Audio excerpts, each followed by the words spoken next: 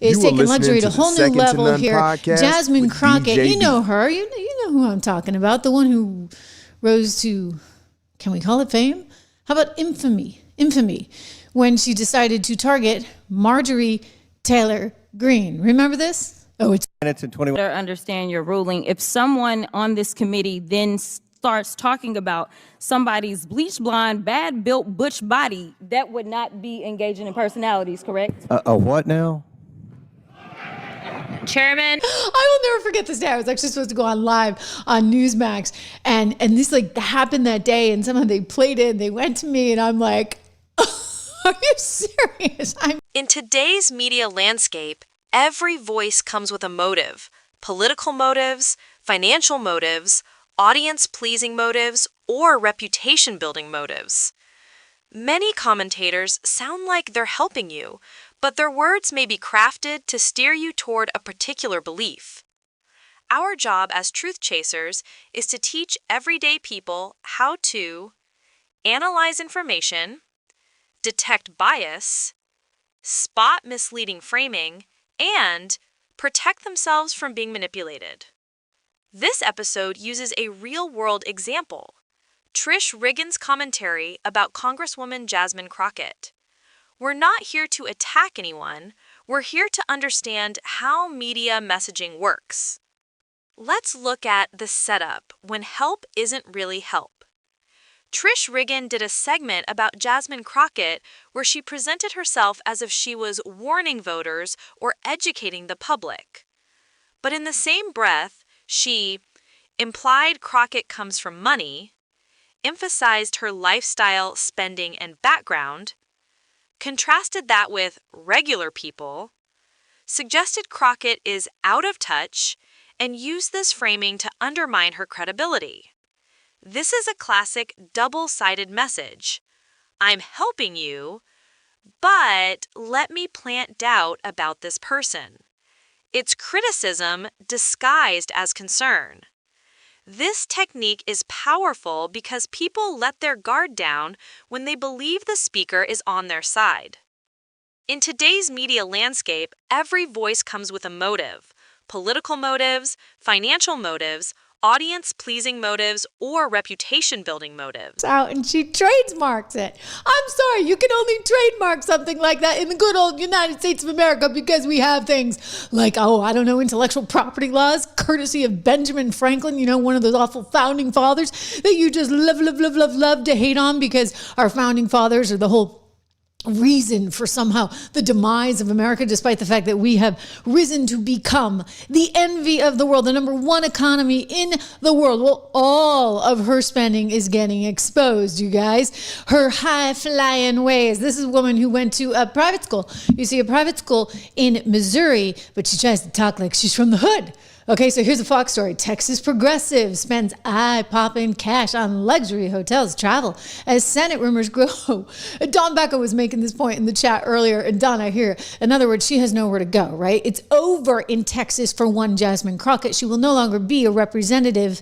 Thank goodness. This woman does not belong in politics. I actually think deep down she's hoping for a gig at MSNBC. I hear there's an opening. Yeah. Jen Psaki's numbers aren't so good. And helping you, but their words may be crafted to steer you toward a particular belief. Our job as truth chasers is to teach everyday people how to analyze information, detect bias, spot misleading framing, and protect themselves from being manipulated. This episode uses a real-world example: Trish Regan's commentary about Congresswoman Jasmine Crockett. We're not here to attack anyone, we're here to understand how media messaging works. Let's look at the setup when help isn't really help. Trish Regan did a segment about Jasmine Crockett where she presented herself as if she was warning voters or educating the public. But in the same breath, she implied Crockett comes from money, emphasized her lifestyle, spending, and background, contrasted that with regular people, suggested Crockett is out of touch, and used this framing to undermine her credibility. This is a classic double-sided message. I'm helping you, But let me plant doubt about this person. It's criticism disguised as concern. This technique is powerful because people let their guard down when they believe the speaker is on their side. Another important thing to listen for is how political commentators use fear and international framing to turn voters against someone. One of the strongest and most intentional parts of Trish Regan's segment was when she tried to make it seem like Jasmine Crockett was staying in hotels in Qatar that are pro-Hamas. This is a very targeted political tactic. Right now, in the current climate, the conflict involving Israel, Gaza, and Hamas is an emotional and deeply sensitive issue for many Americans, especially for those who strongly support Israel. So when this member of Congress stayed in a hotel in Qatar that is connected to Hamas, what she is doing is not journalism. She is deliberately attaching Crockett's name to a global conflict in order to turn pro-Israel viewers against her. This is emotional targeting, and it is done intentionally. Baby at MSNBC. In the meantime, how does she support herself? Well, she's got to find another office to run for. And apparently, she's eyeing a Senate seat. You know, it's kind of funny given that this woman has some rather, as I said, suspicious spending habits for somebody who is a quote unquote progressive, a quote unquote, I'm just going to say it, a total commie. Okay. Like that is the direction she's sending things in, just like AOC, just like, Sanders, I guess he started some of this, and just like Ma'am Dommy, Crockett's filing show luxury hotel and transportation expenses in Martha's Vineyard, because I'm telling you, every commie likes to go to Martha's Vineyard, go kiss the ring of one Barack Obama. Okay, then you got Chicago, New York City, Las Vegas, San Francisco, Los Angeles. I remember reading a recent article on her, and it was talking about her at her suite at the Ritz-Carlton in Atlanta. And I'm like, her suite? Are you kidding me? She travels in such a way that she has to have a suite? Oh, you betcha. She likes the sweet stuff. Okay, so this was Texas's 30th congressional district that she represents. It includes Dallas. She's not spending a lot of time in Dallas. No. More expenses. Okay, campaign spending of $25,748, all to house one Jasmine Crockett since the month of January, all on high-end hotels, all on limousine services. You got $41.75 going to the Ritz-Carlton Hotel, $23.04 to the luxury collection. Other expenses include $5,326. Addition, all part of the Marriott's. I think the Marriott family is actually rather conservative. You know, they live up on Lake Winnipesaukee in the summer right next to Mitt Romney. Anyway, that's neither here nor there. Cosmopolitan, I think that's also a Marriott. $2,000 there. In Vegas, she's spending big, $2,700. Oh, and then in Martha's Vineyard, $31.60 at the Edgartown Inn, a very nice hotel. I got to tell you, the lady's got some taste when it comes to hotels. She may not have taste otherwise, but she's got some very expensive taste when it comes to how she travels, and this is going to be a problem for her, a big problem. Whoever comes out of that primary, you are seeing a woman who's not spending an awful lot of time in Texas. That whole list of places she's been living high on the hog, I didn't see anything mentioning Dallas or Houston or Amarillo or Amarillo. Right, she's all across the country making sure that she is getting taken care of, that her nails look fabulous, and that she is sounding off however she wants to. Controversial political reputation. Example, Qatar, which has diplomatic ties with multiple sides, including Hamas and the U.S. Attach that location to a political figure. Example, suggesting Crockett staying in a hotel equals support for that country's political positions. Activate emotional voters. Example, Israel supporters who may react strongly to the word Hamas. This is something. Okay, so we're talking about $370K from PACs, super PACs. She used to be against super PACs. She actually went off on Governor Greg Abbott and said, you know, unlike him, I'm not taking money from super PACs, but it turns out she is taking money from super PACs. And not only is she taking money from super PACs, she's actually taking them from foreign nations. And I think this is where you've got to actually spend some time and focus here. Make a decision, or at least get a vote.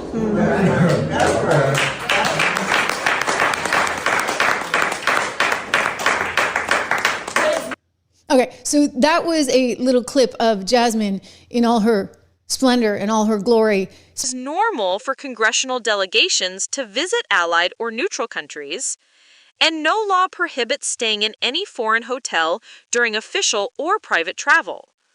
Omit the key fact. Regan never stated whether Crockett broke any laws, because she didn't. Instead, she focused on spending totals and locations to suggest impropriety without evidence. This tactic is not about truth. It's about creating a negative emotional reaction.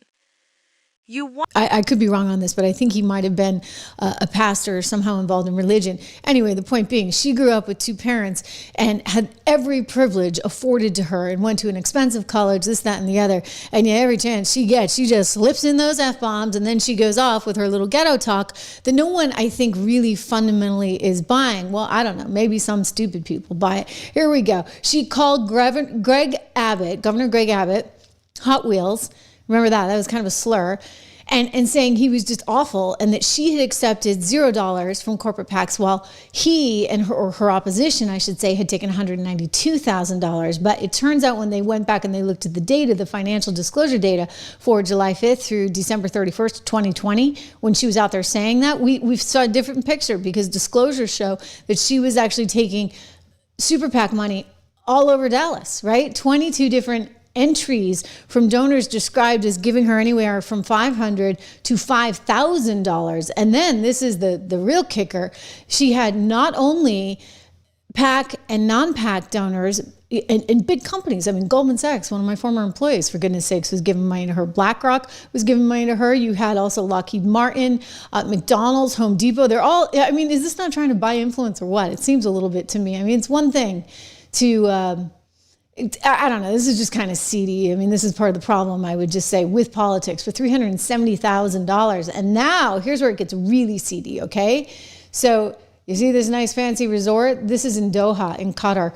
$17,500 was apparently the estimated total cost of Ms. Jasmine Crockett's fancy little trip to Qatar. And kind of a lavish trip. I mean, she got to stay at the Waldorf Astoria. I mean, hey... Another no, forgive me. I think that might be a Hilton property. See, I know my luxury hotels. But you know what? I'm not running for Senate. I'm not a member of Congress. I'm not out there asking for my vacation to be paid by the likes of Qatar, all while I am voting on things that might influence them. You understand how this is actually kind of a problem. Yeah. I mean, Donald Trump said it well. He said she was totally stupid. She actually is more stupid in his view than AOC. And I think that's saying a lot because AOC is pretty stupid, given where, or maybe there's a method to AOC's madness, right? Because she figures more for me. I get my private jets, I get my private planes, let them eat cake. We should have held on to that shutdown forever because, who cares? Who cares about the 46 million people that are going to lose their... Is so important. A commentator can say, this hotel is in Qatar. Qatar has relationships with Hamas. Jasmine Crockett stayed there. All of these statements can be technically true, but placed together, they are used to create a false implication. She supports Hamas. She is anti-Israel. This is the illusion created, a chain of unrelated facts strung together to create a false narrative. This is called associative smearing, and it is used heavily in political media. Today, we are going to educate you on how to spot the game. When the public hears a message like this, they must ask, is there a law being broken? If not, then this is political framing, not misconduct. 2. Is travel to foreign nations normal for Congress? Yes, both parties do it all the time. 3. Is the speaker providing evidence of wrongdoing or only implications? In this case, no evidence of wrongdoing was presented. 4. Is the speaker using conflict-related language, Hamas, Israel, to trigger emotions? Yes, that is intentional targeting. 5. Who benefits from connecting Crocket to Hamas? Not the truth, not journalism, not objectivity, only political strategy. This is why we are truth chasers on the Second to Known podcast. Find out that she is not qualified for office, but nevertheless, she's far more qualified than Crocket, who is, quote, seriously low IQ individual. Yeah, she's a low IQ individual. I think so. I actually happen to think so. I think that said, perhaps the lowest of them all, and she's proving it out on her book tour, would be one Kamala Harris, and it's pretty scary to think we were that close. Guys, we were that close to having a moron like that take over for an ailing moron like Joe. I mean, we got lots of morons out there. We need smart people.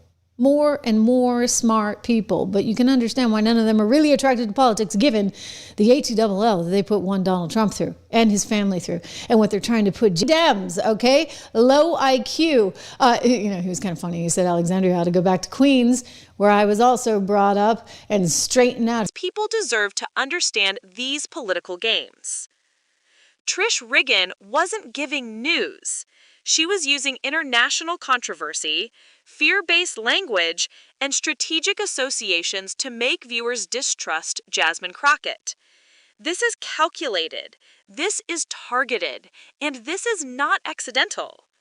We want our community to know how to break this down and recognize the difference between reporting and manipulation designed to shift your emotions. Once you understand the game, you can't be played by it. Now let's take a close look at how mocking speech, dialect, and ghetto labels are used as racially coded attacks, allegedly. In another part of her segment, Trish Regan made fun of the way Jasmine Crockett speaks, using terms like ghetto or framing her manner of speaking as less intelligent or less professional. Here again is the woman with the low IQ's vacation spot in Doha. Nice, okay? This is, again, as I said, the Waldorf Astoria. I believe that's part of the Hilton chain. So she's, breaking out from the Marriott, but hey, why not? They're paying for it. Here's where she stayed. And apparently this is all thanks to a group that's linked to the country's government. Like, does anybody see kind of an issue with that? I mean, as we think about, for example, what Hillary Clinton is up against, as we think about how Dan Bongino and Kash Patel are coming forward, apparently with evidence alongside Pam Bondi that they're bringing to Congress about their concerns about conflicts of interest. And you're going back a ways there, right? Because Hillary Clinton was Secretary of State while Billy was out there, hat in hand, allegedly, say, hey, cough it up. And so that's kind of a conflict. And I think that's pretty evident. How is this allowed? I would just ask, why would she be able to be on a $17,500 trip to the Waldorf Astoria in Doha as a member of Congress? I think we got to get rid of all those things. Frankly, I mean, otherwise it just, at least for appearance's sake, seems pretty sketchy. I mean, the ethics committee needs to jump forward now and say, was this reasonable? Was this necessary? Did she really need a suite at the Waldorf? I mean, apparently, girl after my own heart, okay? But I'm telling you, I'm not the one running for Congress. That's my big peace and defund the police, all while simultaneously encouraging violence. I mean, you listen to this quote with me and you tell me what you hear. Here is Jazzy talking about Cruz just a few months back. That you punch. I think you punch. I think really? You're okay with you okay with punching. I think and I love Colin, and I think towards the end he started to punch a little harder. But it's Ted Cruz. I mean, this dude has to be knocked over the head hard, right? There is no niceties with him. At all. You go clean off on him, right? Whoa, right? No, this is not actually how we want our politicians talking.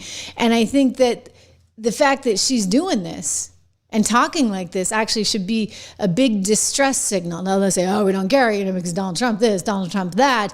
And in fact, we need people that can be this wild and this sort of crazy. And you've got a lot of folks right now on that side of the aisle that are coming out in favor of her, from pundits to radio show hosts. I mean, here's this podcast guy, Charlamagne or whatever his name is. Oh, I know he's hard to watch, but just bear with me. Of commentary has a long history in American media and racial politics. This is a form of linguistic targeting. Mocking the way someone speaks is not simply about language.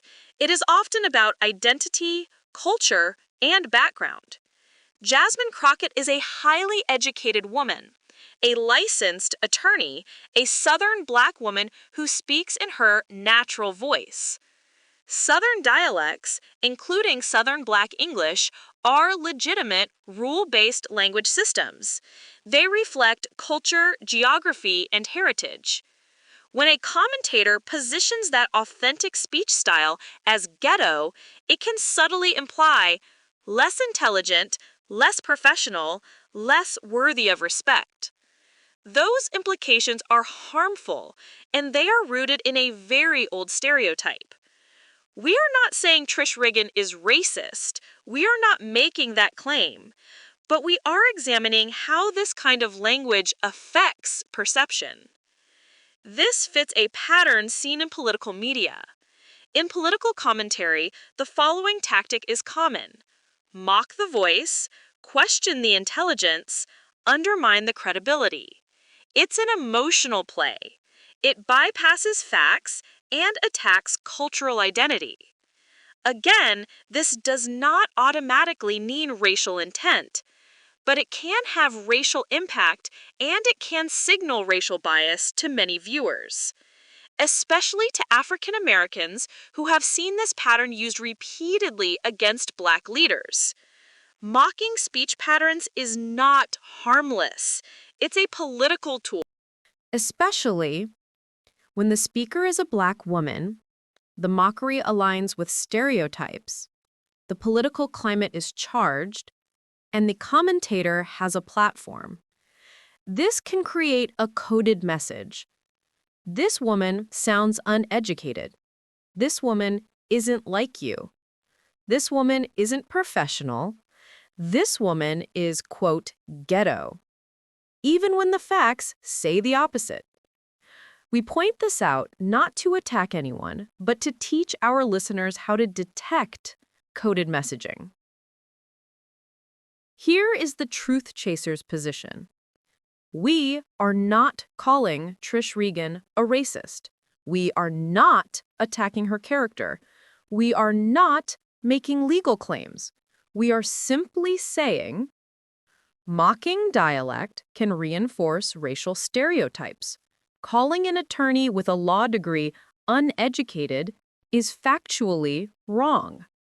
Describing a Black woman's natural speech as, quote, ghetto carries cultural weight. And this type of commentary shapes public perception, intentionally or not.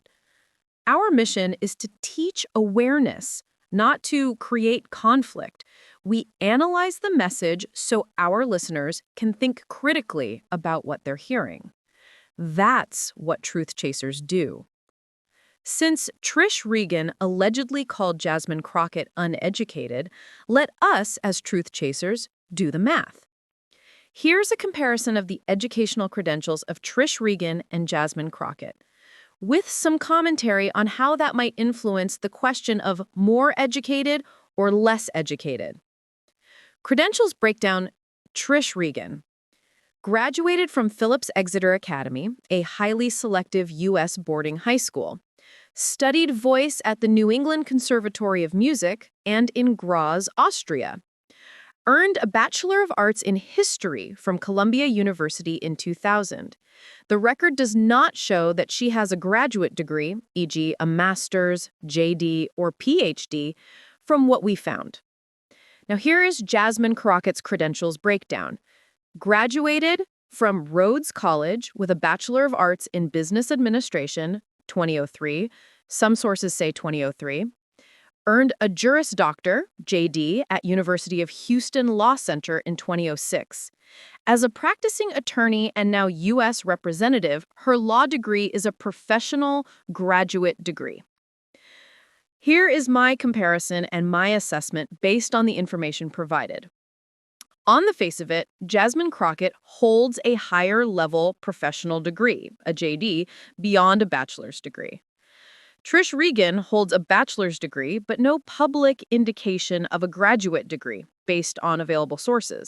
So by standard academic credential metrics, Crockett would be considered to have higher level of formal education because JD is postgraduate than Regan.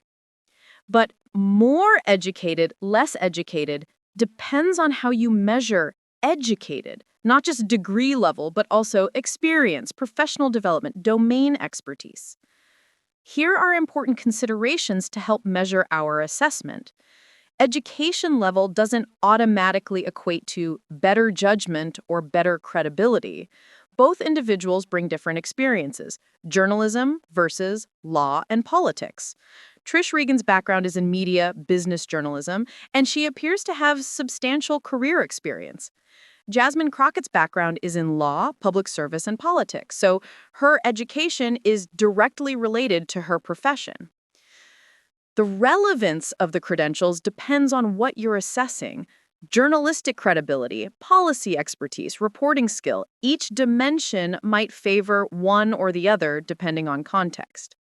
Jasmine Crockett holds the higher level of formal education because a JD is postgraduate above a bachelor's.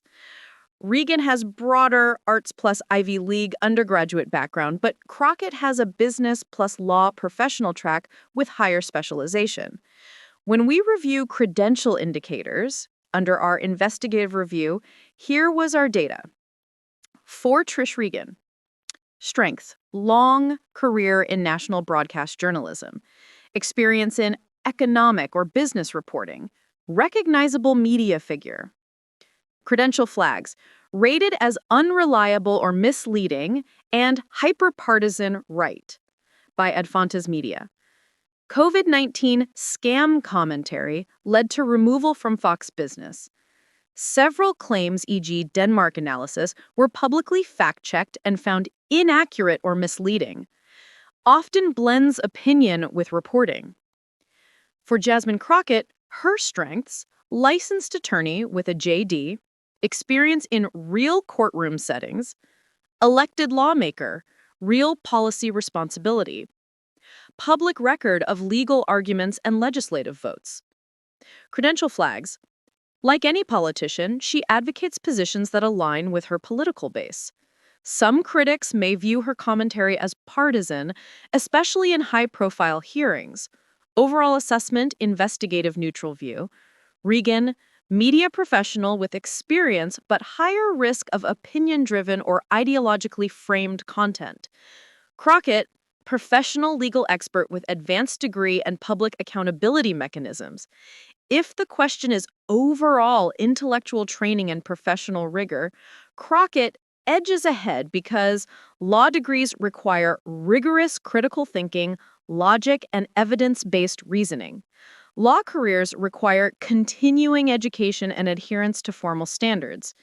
Our final investigative journalist summary: Regan: educated but not as highly credentialed academically, career leans toward political commentary, multiple credibility disputes. Crocket: higher academic attainment, professional legal track, credibility rooted in law and public service. Based on credentials alone, Jasmine Crockett is the more formally educated individual. This is why we teach our viewers how to analyze media messages and identify hidden motives. In today's media landscape, every voice comes with a motive: political motives, financial motives, audience-pleasing motives, or reputation-building motives. Many commentators sound like they're helping you, but their words may be crafted to steer you toward a particular viewpoint.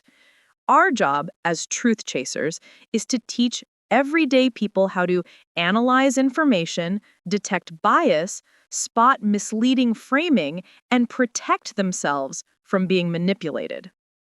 This episode used a real-world example: Trish Regan's commentary about Congresswoman Jasmine Crockett. We're not here to attack anyone. We're here to understand how media messaging works. Trish Regan did a segment about Jasmine Crockett where she presented herself as if she was warning voters or educating the public.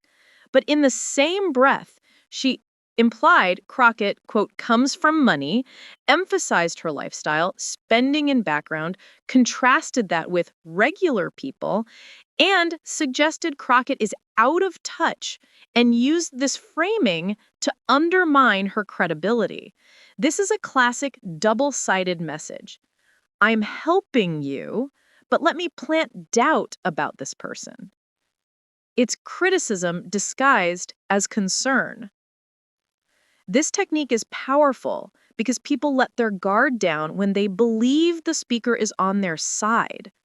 There's a communication style used in political commentary called the double-edged tongue. It means someone speaks in a way where one side of the tongue says, I'm helping you, I'm looking out for you, I'm telling you the truth.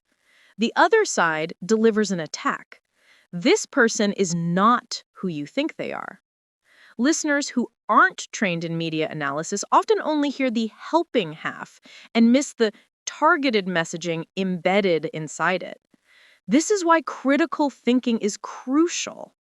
Before analyzing the message, we analyze the messenger. Trish Regan's background includes bachelor's degree from Columbia, no graduate degree, long career in business journalism, right-leaning ideological perspective, previous controversies over framing COVID-19 as a political scam, reliability rating, hyper-partisan right, plus unreliable or misleading by Adfantas Media. None of this makes her automatically wrong, but it tells us her content often includes ideological framing over neutral reporting. So when she does a segment about Jasmine Crockett, we expect commentary, spin, emotional framing, and political messaging, not neutral journalism. Here is how commentators use class framing to influence voters. Regan's commentary uses a class narrative, suggesting Crocket is wealthy. Crocket is different from regular voters. Crockett's lifestyle creates a disconnect from her base. This is a tactic often used to reshape a voter's emotional connection to their representative, even when the facts may be incomplete or exaggerated.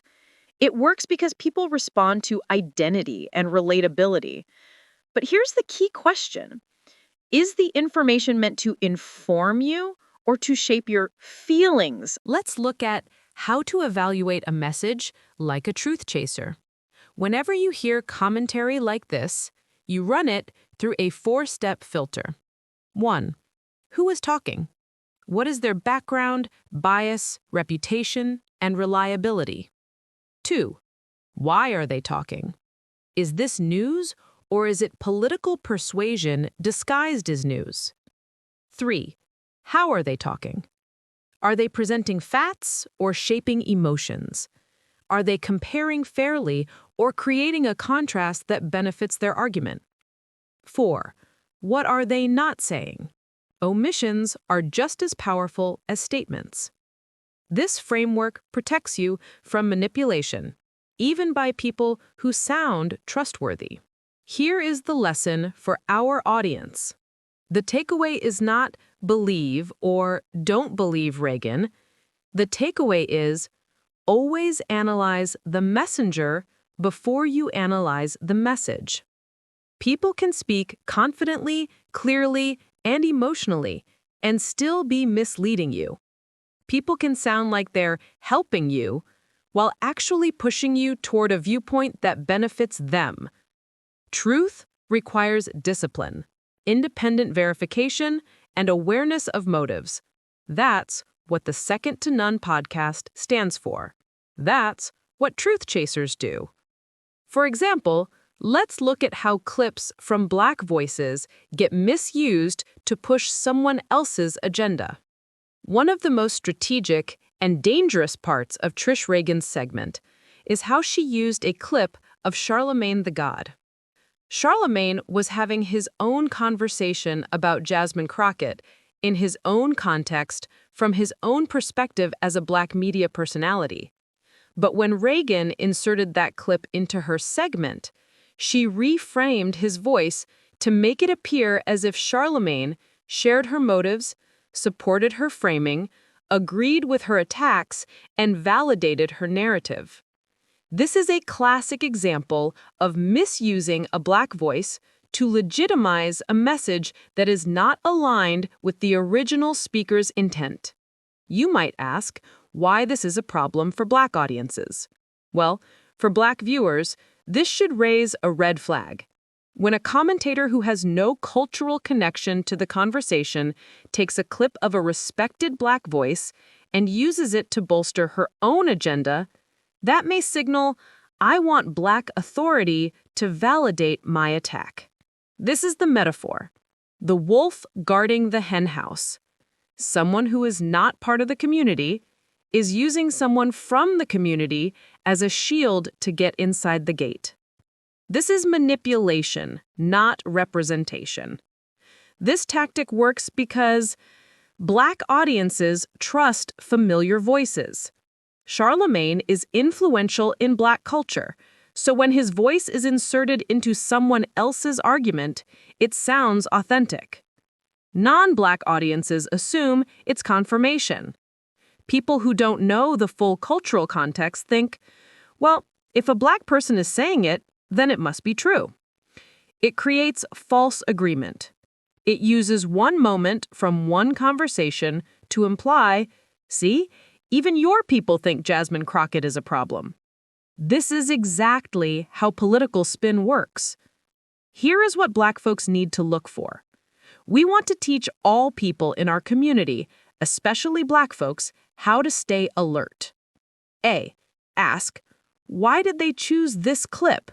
Was it the whole story or the piece that sounds the most harmful? B. Ask, who benefits from using a Black voice here? Is it to elevate the truth or to weaponize our voices against each other? C. Ask, is this person part of our community's conversation? Are they invested in our issues or are they using us for political advantage? D. Ask, would this opinion sound powerful without the Black clip?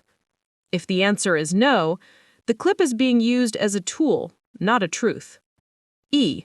Ask, is this clip being used to divide us? Because division is a political strategy. When Black voices are cut, clipped, and inserted into someone else's agenda, it often signals a strategy of divide and conquer. We are not calling Trish Regan racist. We are not claiming Charlamagne supports or opposes her perspective. We are simply showing the tactic. Cherry-picking a Black voice, stripping away context, placing it inside a hostile narrative, and using it to make an attack seem legitimate. This is what truth chasers expose. Because when you understand the tactic, you can no longer be manipulated by it. When a commentator inserts a Black voice, especially a known cultural figure like Charlamagne, into a political attack, it does not automatically mean the Black voice agrees. It does not validate the narrative. It does not make the attack truthful. It means someone is using influence, familiarity, and culture to sell you a message you might otherwise reject.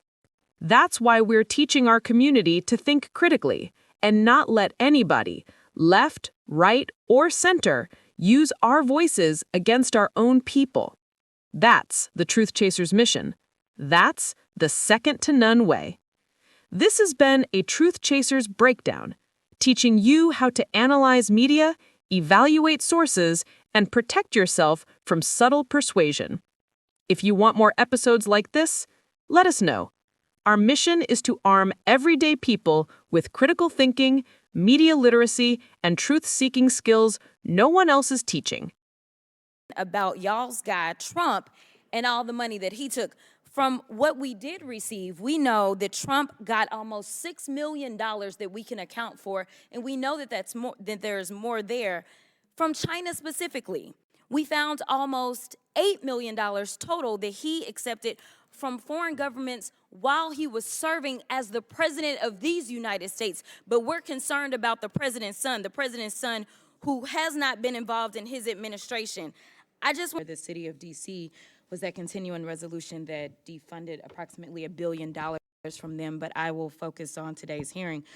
The Republicans' recklessness and chaotic approach to reducing the size of government has shown us what we've already known. Concepts of a plan don't work. This is the committee's fourth hearing, and still no one from the so-called Department of Government Efficiency has testified before this committee about their plans to break the federal government, because as it turns out, breaking the federal government doesn't just hurt people you don't like. It's not just going to be Democrats who miss out on Medicaid, Medicare, and Social Security, or only Democratic veterans who will miss out on their VA benefits. Their approach will negatively impact all Americans. So it's unfortunate that Republicans have taken a seemingly bipartisan issue and included it as part of their scam to subsidize tax giveaway for billionaires. They haven't proposed anything that will improve the efficiency of the government. Instead, they have put the country on a path to a recession and implemented the largest tax increase on Americans in decades through Trump's tariffs. This hearing is their latest attempt to try to convince the American people that dismantling public-facing agencies will somehow improve government efficiency. Let me tell you, it won't. There's nothing efficient about terminating leases for IRS taxpayer assistance centers during tax season, nor dismantling farmers' support offices in rural communities while farmers are trying to survive Trump's tariffs. And just like their trade policy, there isn't any logic or strategy behind the Trump administration's reductions in force or accelerated disposal of federally owned property. It has been discussed that managing federal property has been on GAO's high-risk list for more than 2 decades. Currently, GAO has almost 60 recommendations that the administration could fully implement, but decided to ignore. And I'm going to veer off for 2 seconds because all I kept hearing was fire. Fire, fire, fire is what I heard. And as I heard fire, it seems like we are talking about an administration that has been hell-bent on firing government workers. They are hell-bent on engaging about y'all's guy, Trump,